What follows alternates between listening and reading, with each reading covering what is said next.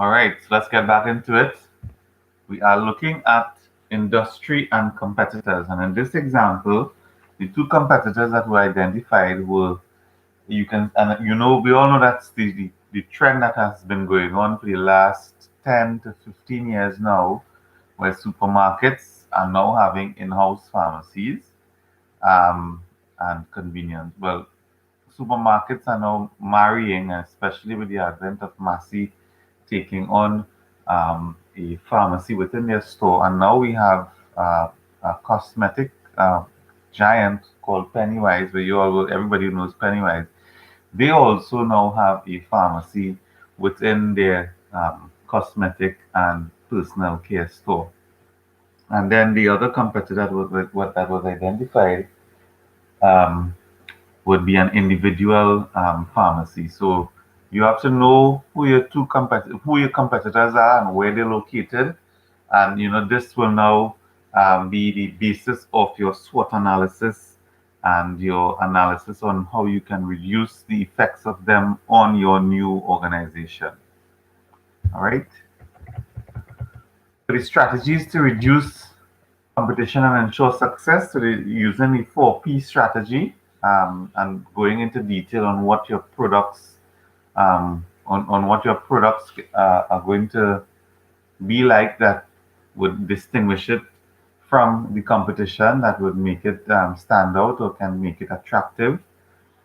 Prices as well. We spoke about penetration pricing in the lectures, where you might enter a market at a particular price so that you can attract customers to your location. This is like a physical retail store, but looking at other businesses as well that um, that doesn't have a retail store per se, but has with it a reputation, and has with it a certain standard.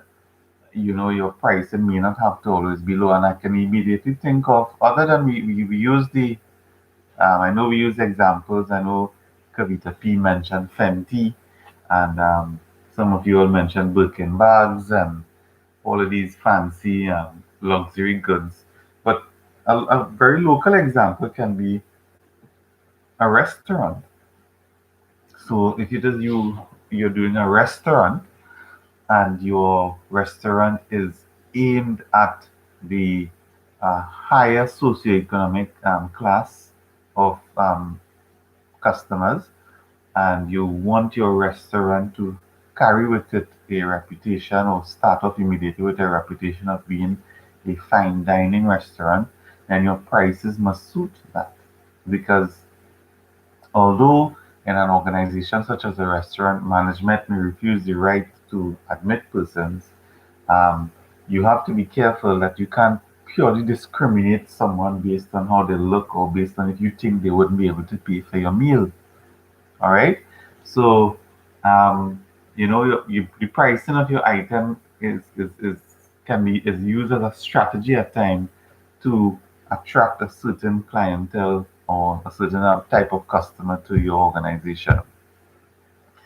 So that's price. And then place. If it is your location has perhaps a better location than the current competitors. So we spoke about place being convenience, place being the ability to access it easily through back roads and having to avoid traffic, etc. Perhaps place being maybe a safer location. Let's just say your competitors are within a town center, but you got a location opposite the police station.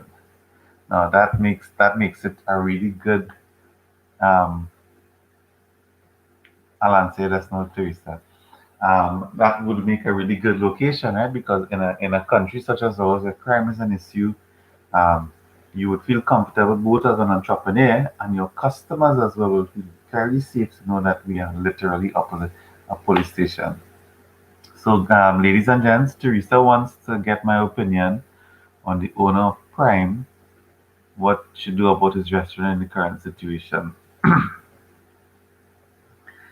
Well, so let's look at it. Prime, for those of you who don't know, and well, Teresa clearly big in the dance because Prime is a very fine dining restaurant in Trinidad and Tobago. I think there was only one location, and that's in BHP building in Movitown, Port Spain.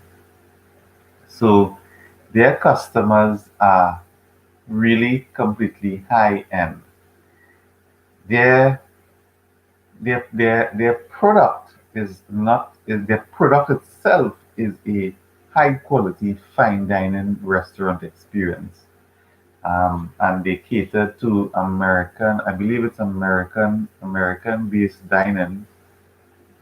So you have steaks and those high end expensive food types. What I think Prime should have done, or the place with $1,000 glasses of wine, perhaps $1,000 is actually cheap. There, if Jahil, there are certain wines, based on their location and based on their age, can fetch a whole lot more money than that. Some really expensive Bordeaux and um, some really good quality wines can be more money than that. So yes, so it most likely if they most likely might be one of the places that would have glasses of wine at that price. Um, so their Prime should have engaged in intensified amount of targeted marketing. Um, their location is in Port of Spain, Movie Town, BHP building, my BHP building next to Movie Town. So they are still very close to the One Woodbrook Place Towers. They're still very close to St. Clair residences, which is, and I'm calling very high-end residential areas of the country. They're still close to Bayshore. They're still close to is Bayshore, be something. Several all of those towers that are on the west coast.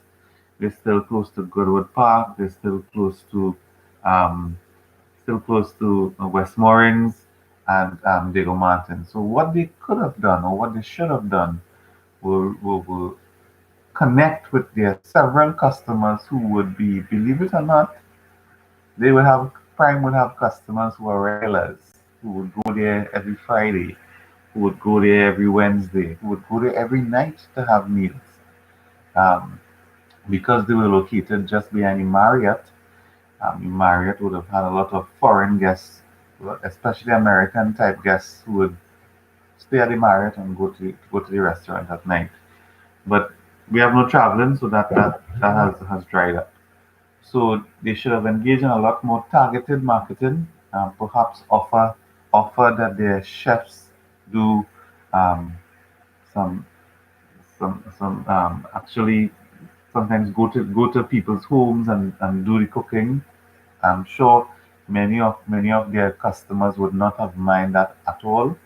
Um, but they could have engaged in some real, more intense, targeted marketing, reach out to their customers, and let them know that they are very much interested in bringing their prime experience into their homes rather than the customers come into the restaurant to get the experience. I've been there and it's nice. It's a nice, very fancy, very nice. Um, but the main thing that people go to these restaurants are for the meals and to ensure that the meals are, you know, delicious and tasty and good. So, in the absence of being able to actually open your restaurant and have several different families or couples or customers there in your restaurant, you can now start to engage in your restaurant going to these people. So, starting from early o'clock in the day, you can start to take in your orders and you're delivering, or you can actually, for those who are willing to pay the cost, have the chef come to their home and produce the meal because there are many folks on that side with pockets deep enough to afford something like that. So Teresa, that's what I think the owner of Prime should have done with his restaurant. I know Mr. George. Well, I think Prime, if I'm not mistaken, this year Prime was sold to an Arabian-based um, company that was doing Arabian-based food. I don't know how true it is, but that's what my wife told me.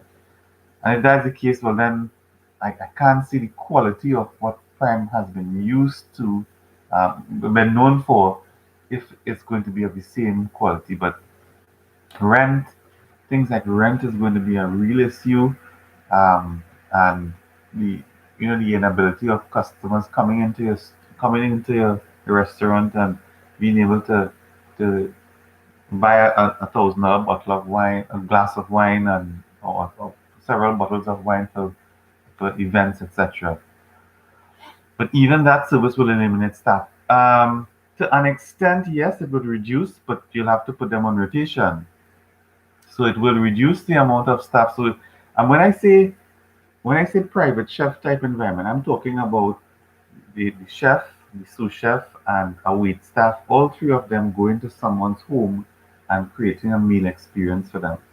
So yes, you may not have the amount of staff being there in full, but you're still going to have some form of employment for them, and it's going to be rotated. I spoke to someone from Jack's, and he said every 2 weeks they get 2 days work. It's tough. It's tough, and these guys they created their products based on a brick and mortar design where they expected persons to be coming into their restaurant because it costs a whole lot less to have 100 guests in your restaurant within an hour than you have to serve 100 of those guests in different locations or deliver. So that's where that's because the business model was based like that. All restaurants their models are based like that.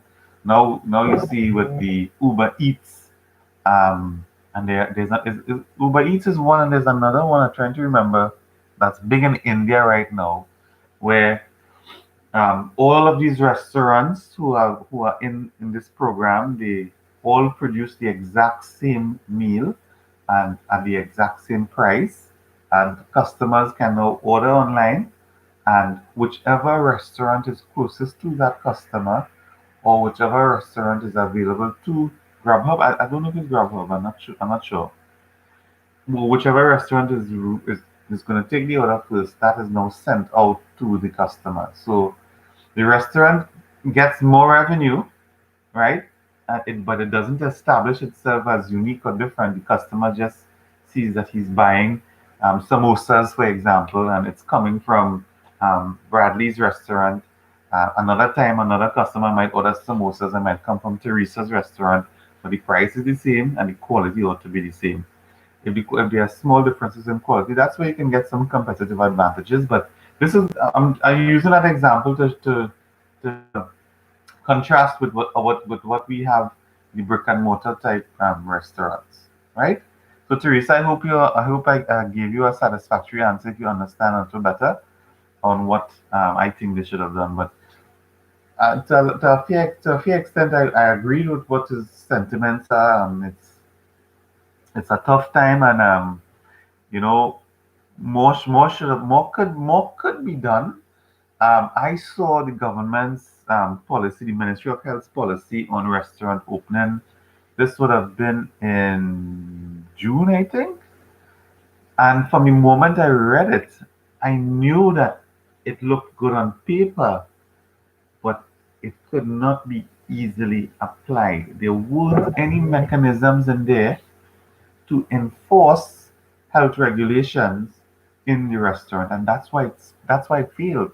That's why restaurants opened back, and that's why we had surges again, because there weren't the mechanisms in the policy that looked at enforcing they were there. It said that all restaurants must have a thermal scanner.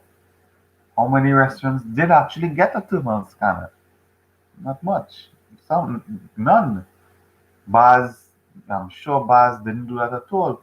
So there wasn't enough dialogue with these key stakeholders of the economy to ensure that they can reopen their businesses without um, adding significantly to the increase in viral presence. Right? So I hope the answer for Teresa helped everyone better appreciate the question and the situation.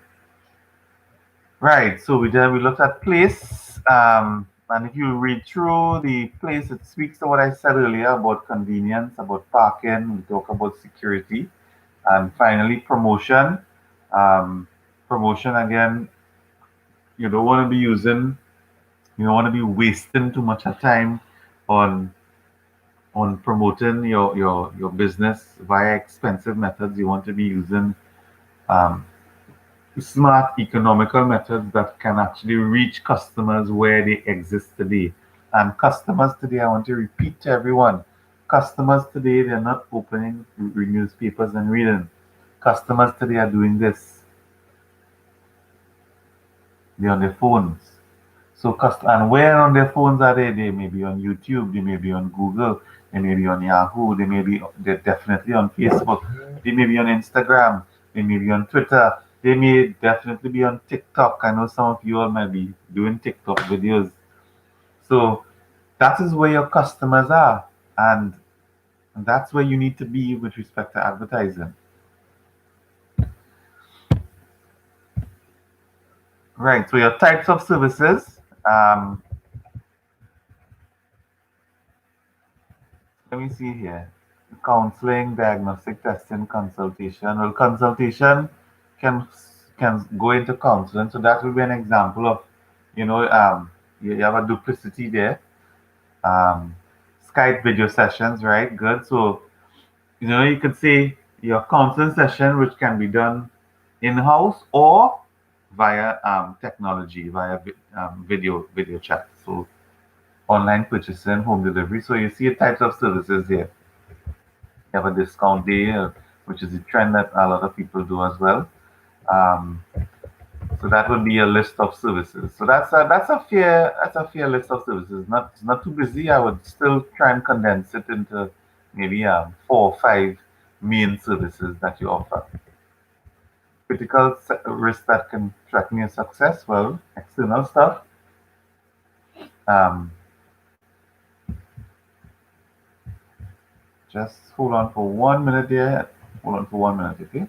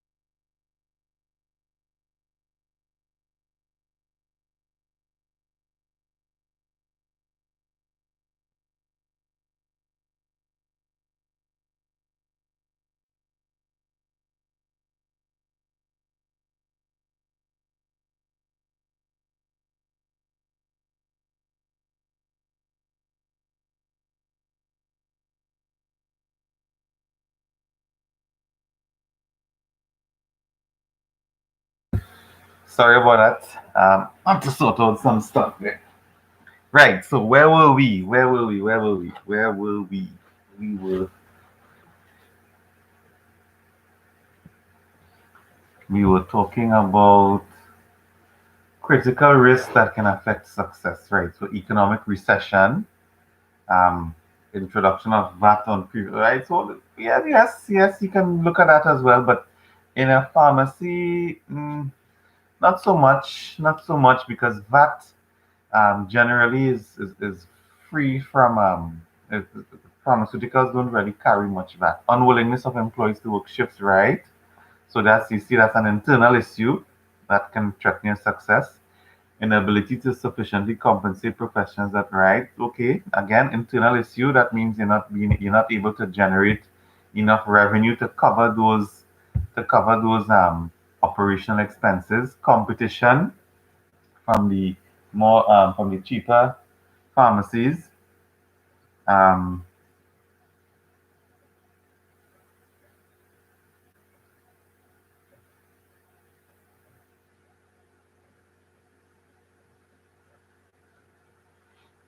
the cheaper pharmacies as well is a real threat. I mean, it's it's it's it's understood that if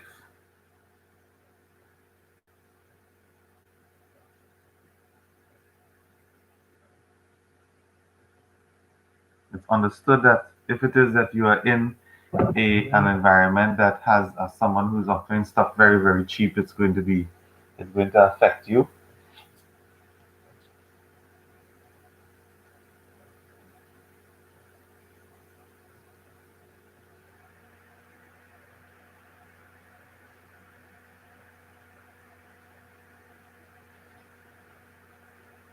And the ability to adapt and equip the pharmacy with the technological advancements, the things that you need to get your pharmacy or your business up to date.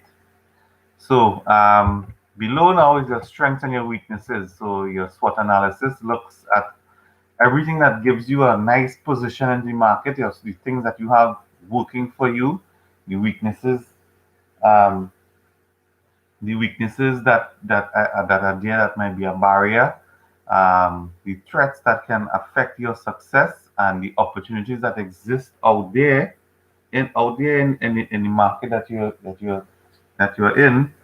Um,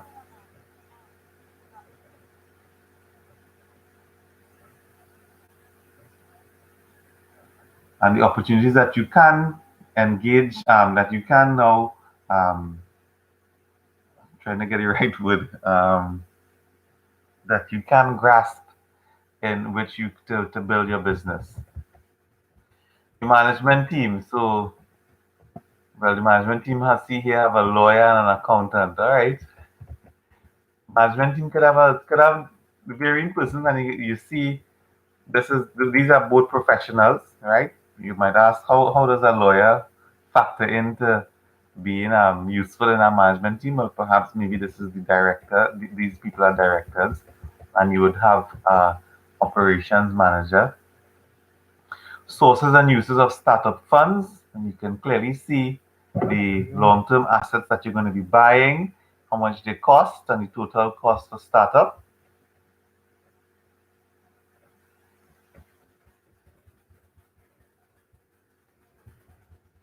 And next we have the financial projections for the first year.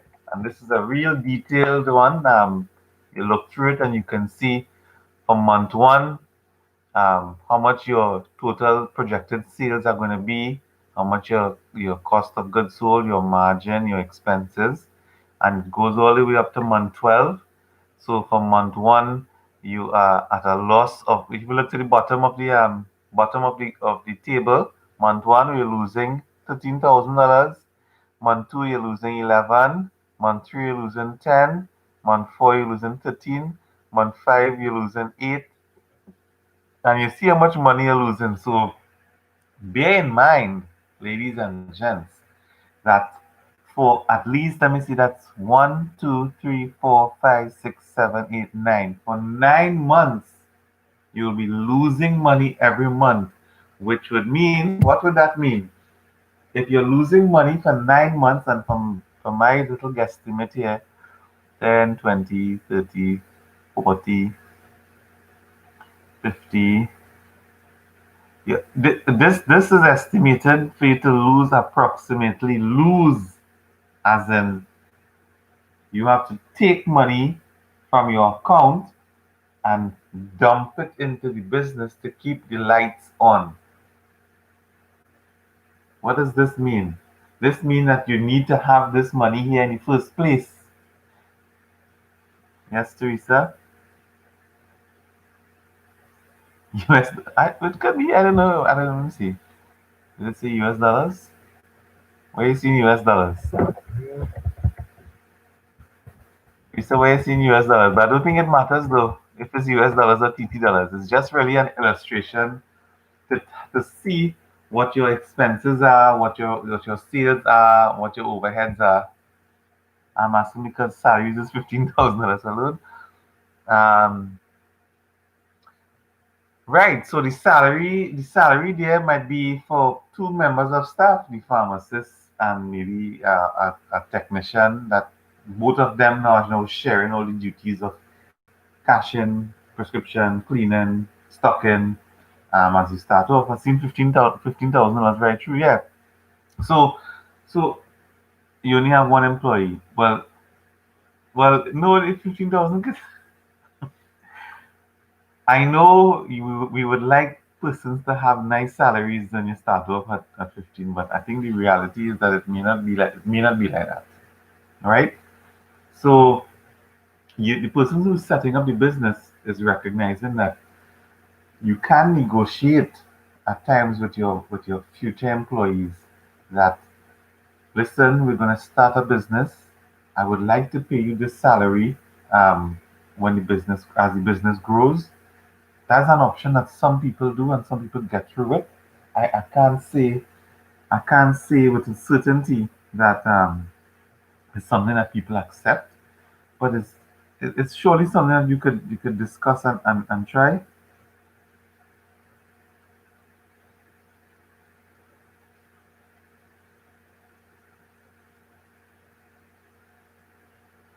It's certainly something that you could discuss and try. Similarly, what is starting salary? Teresa, you're asking. I don't want to say something that will now make everybody. Let me answer that question at the end of the class. Right? I don't want that to be a real distraction to everyone, and we just have a few more minutes, right? Um, so I hope you don't mind, right, Teresa?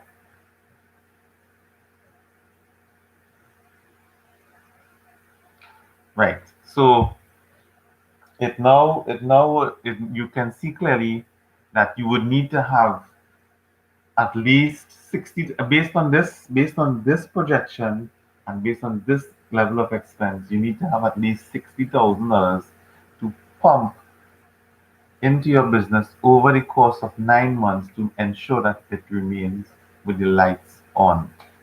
And this, my friends, my students, tells you that starting a business is not something that you can do if you have no money.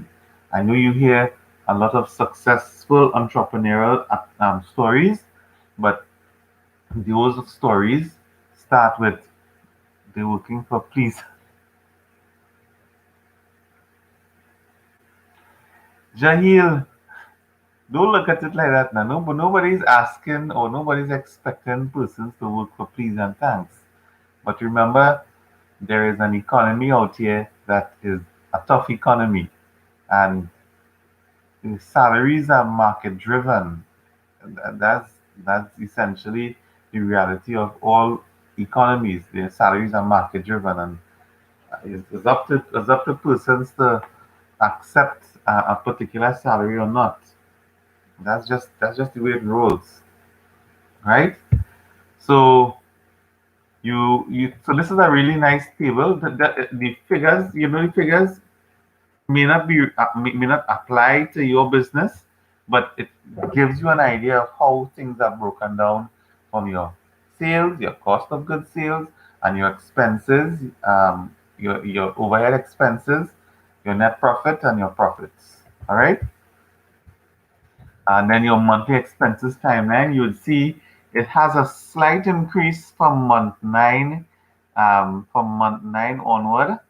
Um, or there was slight increases from month five, month five, month seven, month nine, and those expenses could reflect either, well, certainly it's not staff, but it most likely might reflect cost of goods sold, amongst other things that might be increasing in cost. Let me see, cost of goods sold. Yes, it increased. The margins increased. Your rent didn't increase. Your salaries didn't increase. Utilities actually decreased. Interesting. Well, not by much. Your loan payments um, remain the same. Insurance remain the same. Right. So your total expenses increased, and that's because of cost of goods sold. You can clearly see it's because of your cost of goods sold issue. Right? Yeah. And then you have your monthly expenses for the first year. That's going to be in a chart, monthly sales timeline. And you do little graphs, you do little bar charts, etc. And that's it. That's essentially what your business plan is going to look like or should look like. And for anything that might be controversial or difficult to understand, you put in little notes so that the person who's reading can understand what they mean and what your intentions are. All right, so let's answer some questions. Um, Anybody want to ask any question on the business plan so far or what we have done today?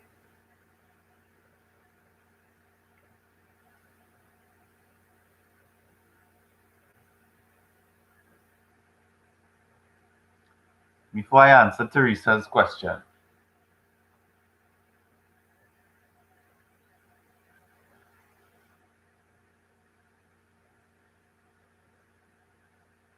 No questions on the business plan updated, so I guess we spent enough time so everybody understands and you can use it as a pattern when you have to do your business plan.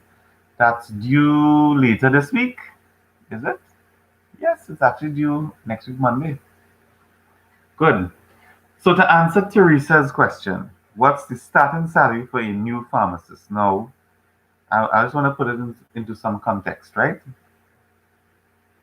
This would have been all the way just about 16, 17 years ago, 16 years ago. My starting salary was about $2,500 as an intern at Porterspin General. And then after internship, so imagine that, yes, you did a 4-year degree and you think you're all bright and you're all professional, but you're getting a salary that's equivalent to, yes, Samantha, see, that's 16 years ago, okay? That's 16 years ago.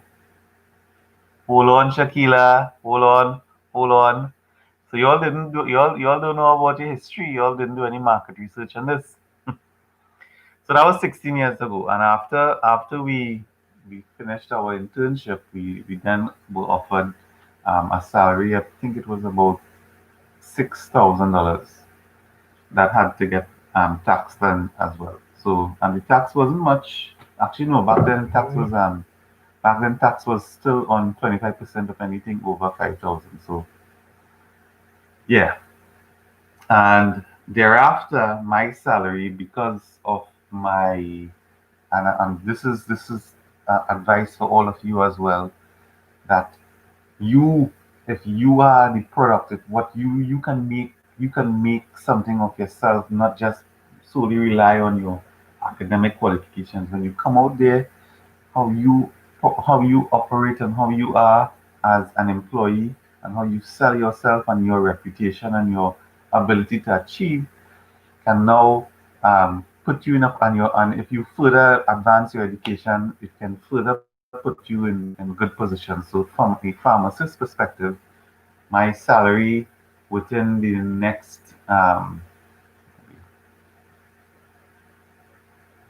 within the next 6 years thereafter, my salary tripled. So um, now, now I think interns do actually get a fair salary now. I think interns start off at $5,000 or $6,000 per month, yeah, pre-reg, and upon becoming registered, it varies. It varies. It can be seven, eight, nine. It all depends on your workload and and what's expected of you, etc. So, Jahil, it's and Teresa, I know it may not be what ideally we would want to offer you guys or what the market out there is should be, but it's these things are market driven, and that's why I'm encouraging all of you to see your professional life beyond just being a pharmacist. You're a pharmacist, you have your first degree, but you are being taught management programs right now, and I know Dr. Maraj and I and okay, that's real good, Bradley. That's a real good figure. Where they're getting that. Um, I know Dr. Maraj and I we were talking about farm one is okay, but there's not much difference from pre-reg. I would expect it to be a little better. Government service, okay, government service paying pre-reg that. All right, all right. Um, right. So what was I saying? What was I saying? Right, it's market driven. It's market driven, and all right. I was saying that Dr. Maraj and I we were talking about hopefully next year introducing a master's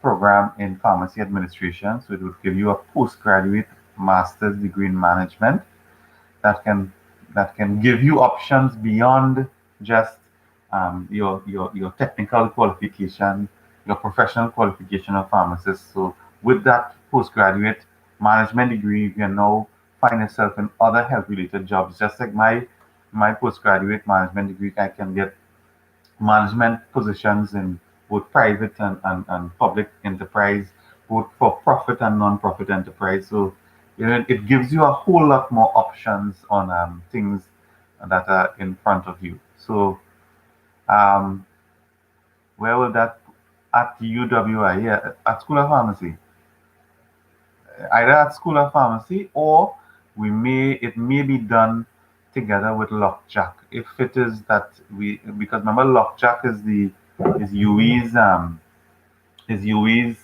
uh, organization that specializes in management. So it may be at Lockjack or it may be through the School of Pharmacy.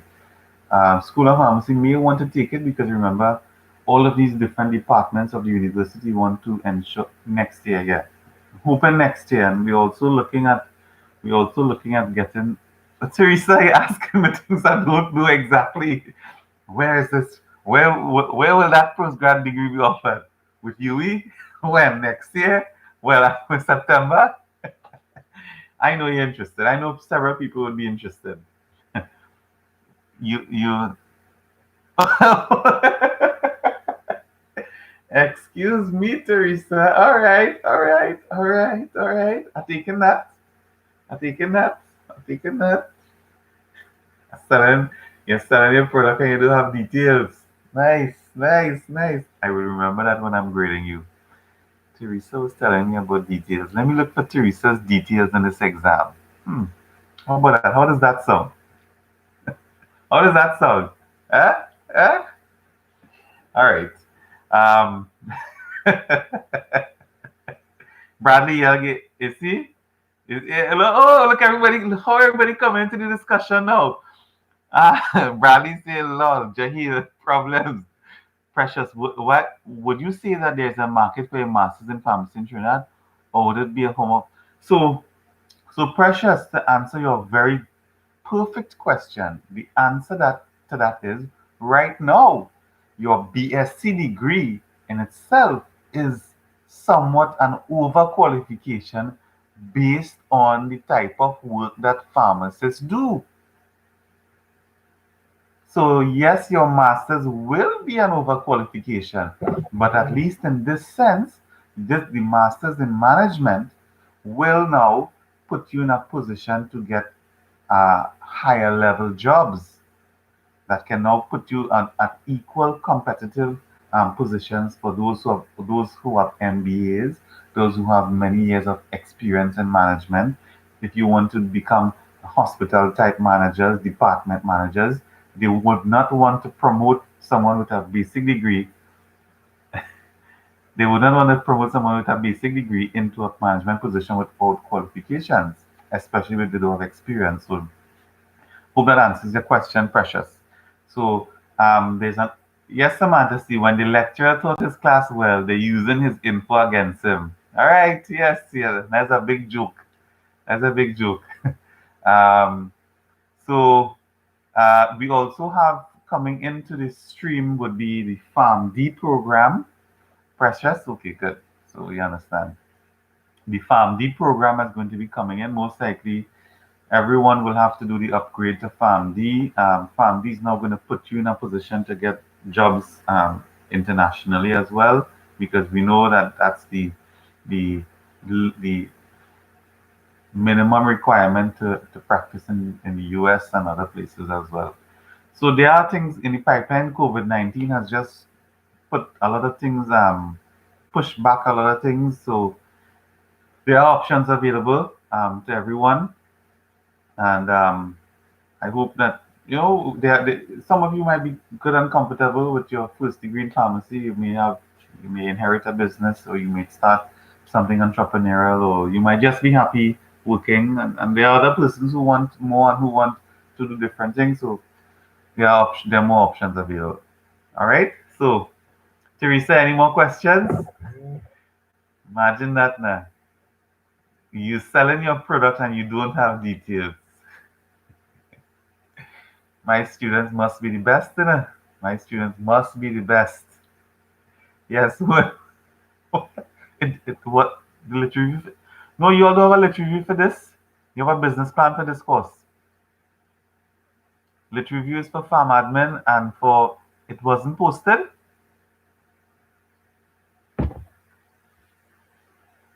It wasn't posted? Okay, I will... Now it's 10 o'clock. By 6 o'clock today, it will be posted, and I will give you all an extension. All right, Jahil. All right, all right, all right. Okay, I thought it was posted. That was the agreement. Yes, you will get an extension. Okay. Teresa, I find you being particularly demanding on me this morning. You know. What's that? What's that? What's that? Manansi. Jahil. And next year, Jahil hit everybody out of the park with this business plan. Oh God, I'm so sorry. I honestly sorry that you all were waiting all night for the thing to get posted. Um, I will I will try and arrange to get this done. All right, come you all making me laugh too much, and I have institutional next. I'll have to start the class later. No message them.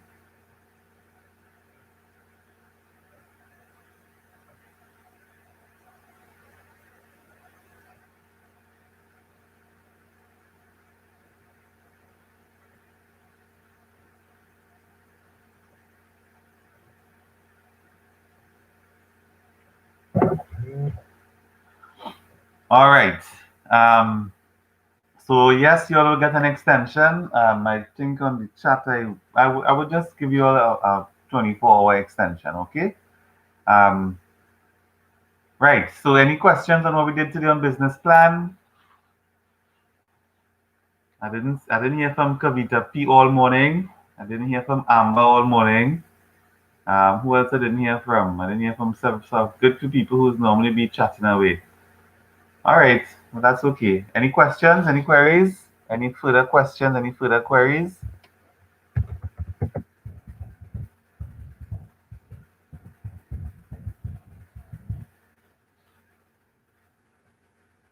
Oh, I've set your final exam. Let me pull it up now and let me just see. The final exam questions have been set, and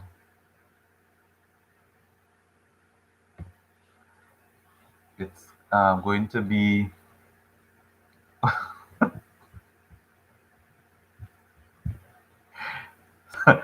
Bradley, you all are easy, you know. Send it for only one time. You mean it now? Send it by mistake. All right, okay, no, no, no, no. Bradley, I'm gonna come and look for you. Now I know you tell me where you're working. I'm gonna come and look for you. All right. Let me see what your exam is right. So, well, hold on. I think I had put four questions on CMC.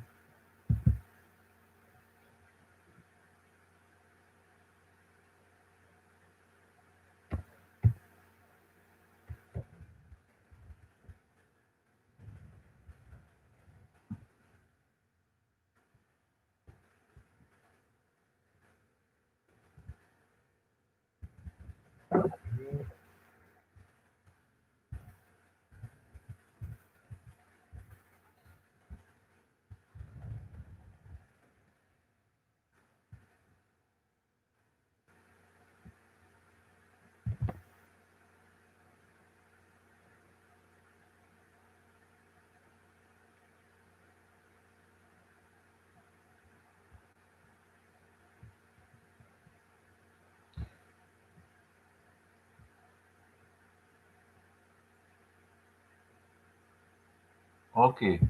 So your exam is five questions. I see one extra question here. So you have five questions. We covered everything. I'm reminding everyone for the final exam that you need to apply, you need to think and apply, experiment.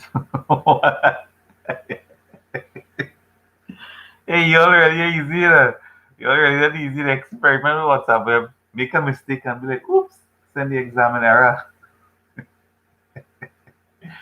All right, you'll have me cracking up here. So it's five questions. We did all of we covered everything on these questions. I urge you all to read the question, give it some thought before you start answering, or at least plan it out a little bit before you start answering. And keep in mind everything is about the pandemic that's going on and how it's affecting all these different concepts in management. All right.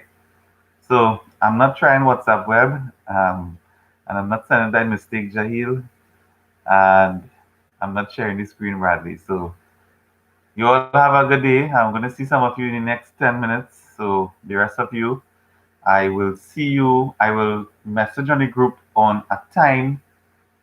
Um, I'm thinking a time that would be convenient for us to do some reviews. Maybe like in the night time, 8 to 9 or 7 to 8, if that's okay. I know you all have your clerkships till 4 o'clock in the evening, so we can do it like that.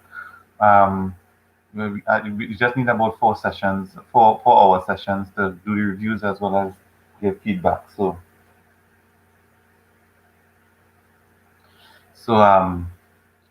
so that's it.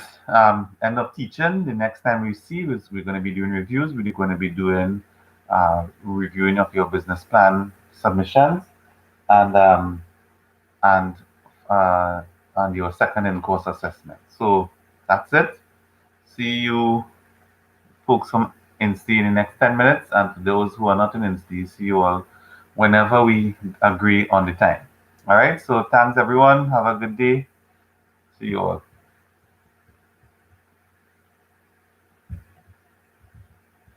Yes, Teresa. You're saying thanks, you know, because you know when I'm correcting that paper, I'm going to remember. Let me refresh my mind of the quotation. Wait, it is. Um, you're selling your product and you do have details. All right. Good. Good. I will. You're trying to get back in the good books. All right. Okay. Okay. Have a good day.